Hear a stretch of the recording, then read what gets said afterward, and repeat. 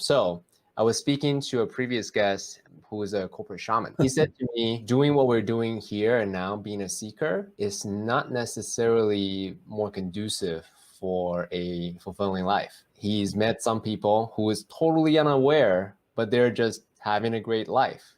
They're just being it. They don't even talk about it. They skip all of the talking about it and just be it. So I'm curious to know, as a practitioner, why do you dissect and talk about and articulate and discuss things like this versus just skipping ahead to the end result of living in bliss all day, every day? It's both. For all of us, it's both. It's a question of how much of a dial into one or the other you are. In my case, I'm a believer in past lives and the lessons that you've learned in past lives. And I've done enough around that topic to be anything but a believer of past lives. And pulling out the lessons out of past lives, or even your current life as a child, some of those lessons are ingrained, and so you're living them out naturally. And sometimes I do things that I'm like, how the hell did I learn to think like that or be that? And you don't gain a level of consciousness around the why until you do some of that homework on yourself and on your potential past lives to figure out, where is this coming from? I like knowing. So that's my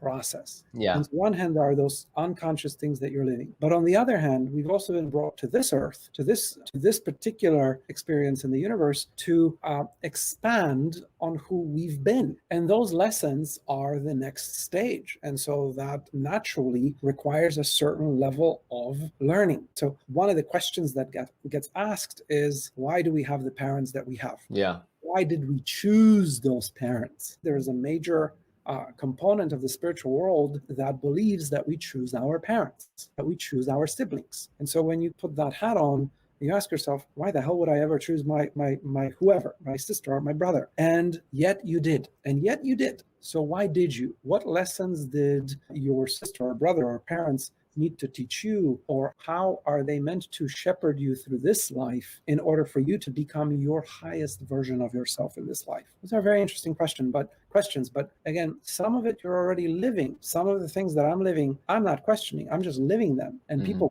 comment, oh my God, you're this or that. And I say, really? I didn't really notice, because you're living naturally. I'm sure you've had plenty of situations like that. But others, you're constantly seeking the answer to, because that's your next level of iteration. Yeah. I can't help it. It's the desire to learn, the desire to know, the desire to talk to others about it. If you take that away, I don't know if there's any meaning of living anymore for me.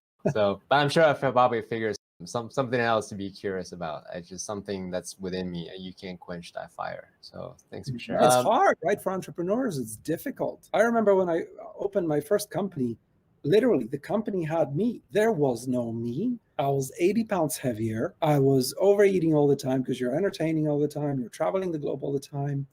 I was in meetings all the time.